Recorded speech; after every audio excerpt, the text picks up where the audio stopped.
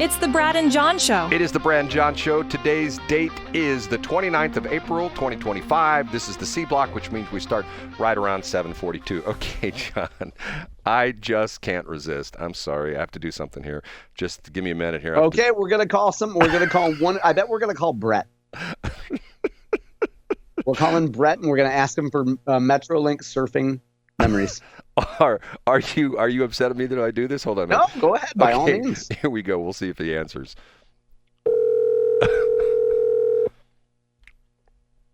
This is my son, Brett, lives in Pensacola. Hello? Hey, you're on the air, so no potty mouth, okay? All right. Okay, John and I were talking about when I used to take you kids downtown into the city on MetroLink. Remember back in the day? Yeah, I remember. Okay. Am I allowed to give out the secret station on the air, or we keeping that one a secret still? It's a secret still. Okay, remember what we used to do on MetroLink? We'd do the MetroLink surfing. Remember that? Yeah, you gotta not hold on to anything, and then when it comes to a stop, you gotta make sure you don't go flying through and running over any elderly people. He remembers. And by the way, there was a news story. Did I see that? I sent you that news story, but what beaches why did they change the sign where it says Gulf of America? Do you know what I'm talking about? Yeah, that's the sign. If you're on 98 and Gulf Breeze, when you turn to go over the bridge into Pensacola Beach, that's the sign to go to Pensacola Beach. Is that a big deal down there with you actually living on the Gulf of America? What's it like there in Pensacola? People have they embraced the Gulf of America name? Yeah. I mean, this is kind of the panhandle of Florida is pretty predominantly red, so they're definitely on board with it. Interesting. Okay. Sorry to bother you. Sound like you're heading to work, right? Driving to go to a meeting, so yeah, I'm just window time at the moment. Okay, I love you. I'll talk to you later. Love you too. Bye. Bye. It's my oldest son, Brett. See, he remembers the MetroLink surfing. See, I do this crazy stuff.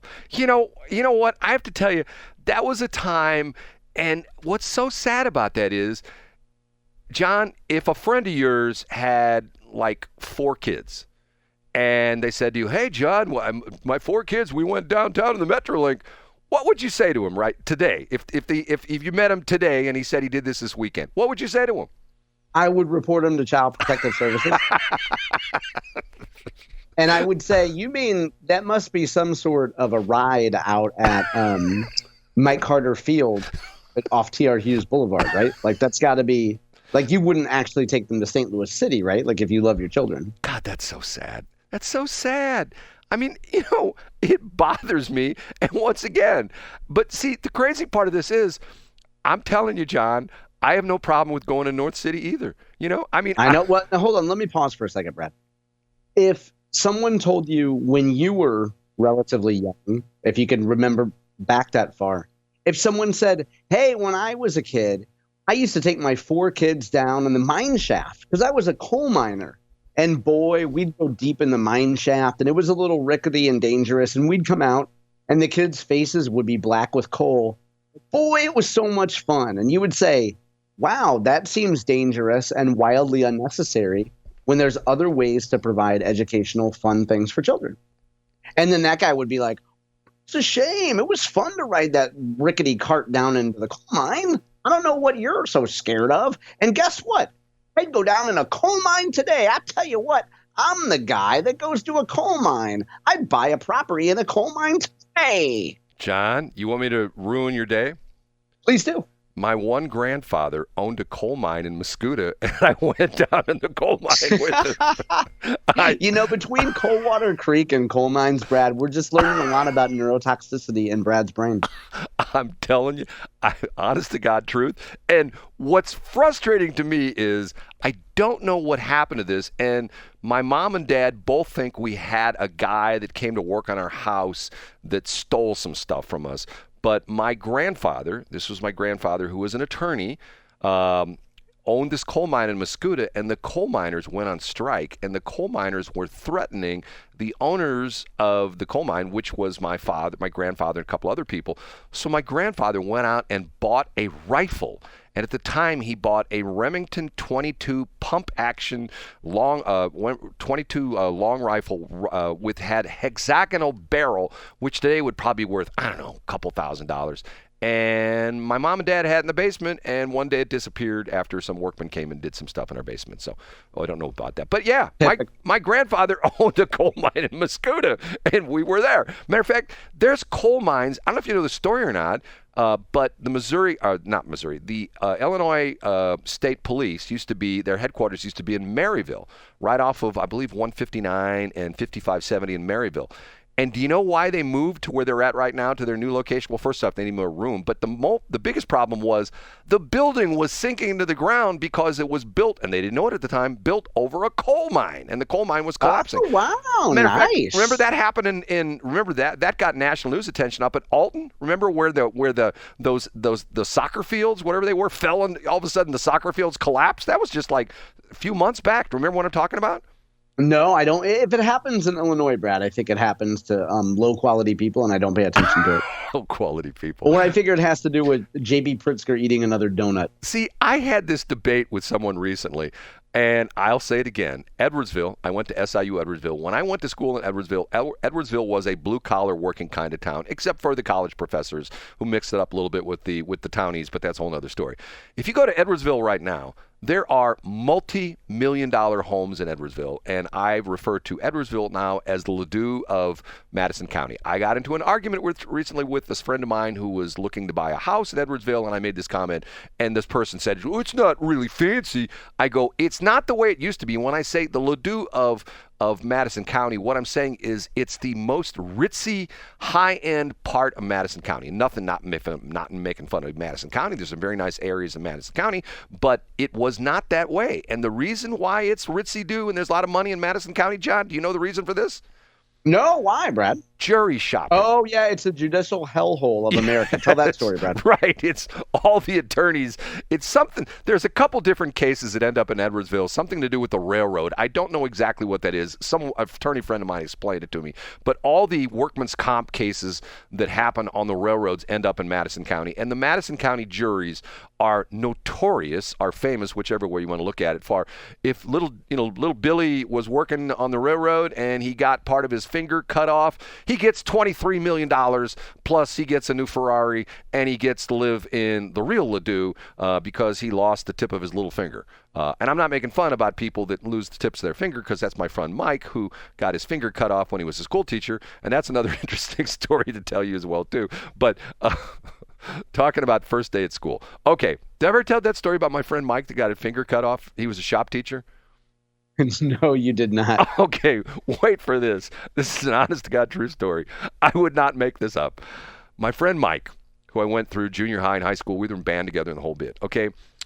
He had some, let's say, he went off to Mizzou, and he moved into a fraternity, which was a big mistake, and the fraternity destroyed his life, and he flunked out, and he moved back home, and he went to Flow Valley and got his grades up. Then he went back. That's good. Blame the fraternity. I like that.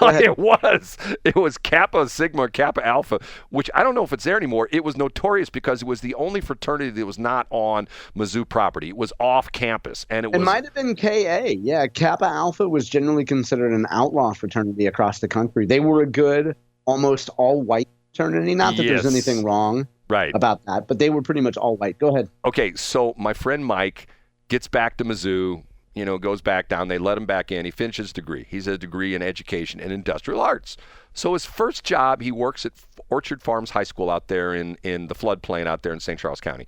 And his first day of school, he's got his first class, first hour. He's showing them around the shop, and he's saying, "Hey, we're going to learn to use all this equipment." And he's demonstrating each little piece of equipment. And he goes over to a foot treadle, what they call a sheet metal shear. In other words, you put sheets of sheet metal on this thing, and there's a big bar that you put your foot on, and you put the metal in, and you go clunk, and he puts a piece of sheet metal on this sheet metal shear, has this big long 48-inch blade, and he has one of the kids, and what you have to do is you have to push down on that treadle very fast and very hard to make that cut. So he has one of the kids say, okay, now he showed him you got to push down real hard and real fast, and he shows the kid how to do it, and the kid sort of wimpies the thing and doesn't really push down, and it gets stuck. So he says to the kids, he says, I got to go behind the machine, and I'm going to, hit some kind of release or something like that, and we'll clear the machine. So he goes behind the machine, and he clears the machine, and as he clears the machine, the blade comes back up, and the kid pushes the treadle down and cuts off his thumb. Oh, Brad. True story. So I did not need that yeah, on a Tuesday morning. He cuts off his thumb, and he says, I guess he was in shock. He tells the story. He calmly walks around to the front of the machine and picks up the other part of his thumb and says, I have to go see the nurse. I'll be right back. So he walks down the hall, dripping blood down the hall in Orchard Farms High School, and goes into the nurse's office. And the nurse like, she's like freaking out, and they bandage up his thumb. Okay, now the interesting part of this story is that they sew it back on, and he has still. I haven't talked to him in years, but I guess he has feeling it. I don't really know. But the interesting part of it was I ran into him one day in downtown St. Charles at the courthouse. And I said to him, I go, what are you doing here? He was school day. He got off school because in the state of Missouri, anytime you have any kind of an amputation involving workman's comp, you have to go before the judge. There's some ruling about the fact that you have to, be in court and testify or something like that. And he had to testify in front of the judge for how he lost his part of his thumb. So that's the same kind of deal in Madison County. Everything goes through Madison County, but this for the railroad. So anyway, imagine first day of work. I mean, that should... Dave Ramsey never talks about the teachers that became millionaires by losing thumbs. All right. Okay. Last part of this show. Okay. We've been flogging around aimlessly, but can I give you Is that a we, Brad? Is that really we? It's me, John. It's okay, me, John. Go ahead. Okay. I am fascinated by history. Okay. And over the weekend, I heard this story on NPR, and it was very interesting. Okay, when I first got into the radio business, everything we did was on tape. We had tape recorders, we had what we call quarter-inch mastering decks, and we had cart machines that had tape. Everything was tape recording, okay? Do you know who revolutionized tape recording into what it turned into in the 50s and 60s and 70s and 80s and even into the early 90s, where almost all the classic rock, all the music they play in KBDZ was recorded on tape, on 2-inch 24-track. Was it a Japanese company like a Kodak or Minolta or something? No, there's one person who revolutionized tape recording and essentially changed the life of millions of people in how we listen to things. Now it's all digital. They're all. Was it J.C. Corcoran? It was Bing Crosby. No way, yes. Really? The story is, and this is a fascinating story, and I researched, and this is honest to God true. Bing Crosby was, at the time, they talk about, Howard Stern being the king of all media. Back in the day, back in the 30s and 40s, Bing Crosby was the king of all media. He was in movies. He was a movie star. He was, he was a celebrity. He did radio shows, and back in the day, it was network radio. And there was no way to record the shows except what they call on transcription discs. And what they was it was a big 16-inch turntable where they would actually cut it was like a record. They would actually cut it live, but the problem was the transcription discs were not that good. The fidelity sucked. They had clicks and pops and stuff like that. So because of that, there was no way to tape delay a program. And Bing Crosby was not wild about the fact that when he was a big star on radio, he had to do his show twice. He had to do the show for the East Coast. Essentially, we would get like the East Coast version, the Central and the East Coast time, and then he would repeat the show, the exact same show, and it wasn't always the exact same show because it changed from time to time. They would do it live a second time for the West Coast, for the Mountain and the Pacific time people. So Bing Crosby was not wild about this, and this involves Hitler and World War II. And what's fascinating about this is the Germans were not only pioneering things like rockets and stuff like that, they were pioneering all sorts of crazy stuff. And one of the things they pioneered was audio tape machines and audio recorders. And there was a company that Hitler founded called Magnetophone. And as the Germans were retreating, the Americans were going into Germany, there was a unit that was essentially empowered to get German technology and bring it back to the United States. And this guy by the name, his last name was Mullen, M-U-L-L-I-N, was in this group of GIs. And as they were going across Europe, they were, grabbing up all this incredibly sophisticated German technology. And one of them was at a radio station, they found 2 magnetophone tape recorders and tape. And this guy had it shipped back to the United States and got very much into this and started working with this. And the story was that he was trying to get this thing designed on his own, and he had problems because people were going, oh, that's never going to work. Nobody will record things on tape and stuff like that. And somehow or another, Bing Crosby heard about the fact that this guy was trying to develop this tape recorder, and Bing said, wow, if you can develop that tape recorder and the quality is that good, I only have to do my show once. And matter of fact, I don't have to do my show live anymore. I can pre-record my show. So Bing found out about this guy, and a representative from Bing showed up at this guy's house and gave him an envelope and said, Mr. Crosby would like to hire you and work for, and it was a company called Bing Crosby Technology or something like that. And all they did was like high-tech stuff at the time. And this Mullen guy opened up the envelope, and inside the envelope there was $50,000 in cash. And this was the seed money that ultimately brought about the modern day tape recorder, which revolutionized radio. And then that was the revolution that revolutionized recorded music in the 50s. Elvis, Buddy Holly and the Crickets, all recorded on, at the time, a new technology was like magnetic tape on tape recorders. And it's all because of Bing Crosby. And I found the story absolutely positively fascinating. And the interesting part of this was the reason that Bing Crosby loved this is because he didn't want to work that hard. And as his show went on, he would literally have these guys cart these tape recorders around, and wherever he was, they would record a show at his house.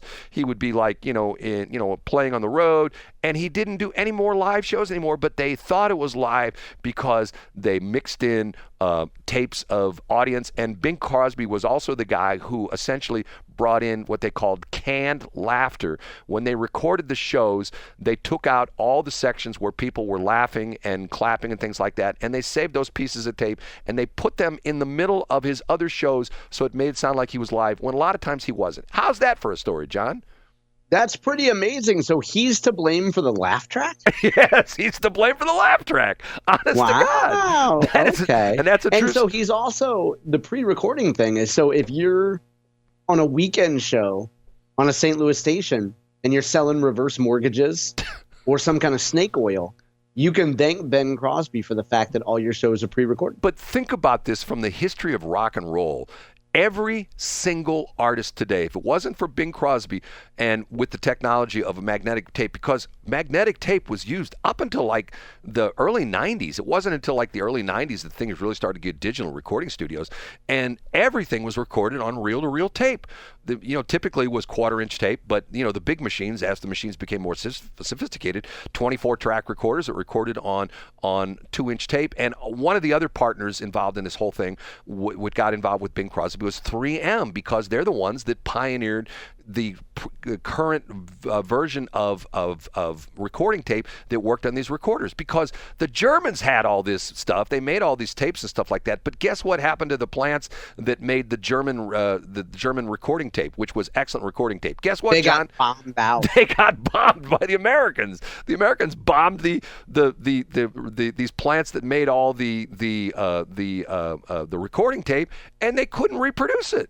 And they actually found some of these German engineers who were involved in the recording tape, and supposedly they were brought over, and I can't officially source this, but 3M supposedly found some of these German guys, brought them to the United States, and helped them develop the modern recording magnetic tape that was used in the 50s and 60s, and to the point, and then another company got involved called Ampex. To this day, if you are a audio nerd like I am, and if you remember, there used to be a tape there were 2 kinds of tape. If we were using the studio, if we wanted recording important stuff, we used Ampex 406. If we had really important stuff, we used Ampex 456 Grandmaster tape. And that was all because of Bing Crosby and the Germans and this guy named Mullen. Is that bizarre or what? You've covered it all today, Brad. I think we've hit on We've hit on Tim Brinker's golf carts and drinking on the curb in downtown St. Louis. We touched on the fact that, according to you, Schnooks used to source their catfish from Coldwater Creek. I never said that. We covered 3M tape. It's amazing, Brad. And we have Bing Crosby to thank for chiropractors on weekend radio. That's all digital now. Nobody uses tape anymore. Although the interesting part of that is, this is Brad the nerd again. There are people going back to tape because it has unique sound which can't be duplicated by digital, and it's called tape saturation. But that's for another nerd talk if we want to do that sometime. But it's just like everybody going back to vinyl. Vinyl's getting huge now. I wouldn't say everybody's going back to vinyl, Brad. I would say the kind of people that listen to KBDZ, which now includes me, I listen to vinyl. Yeah, and their great general manager, who's a huge fan of this show. John, say goodbye. See you guys tomorrow.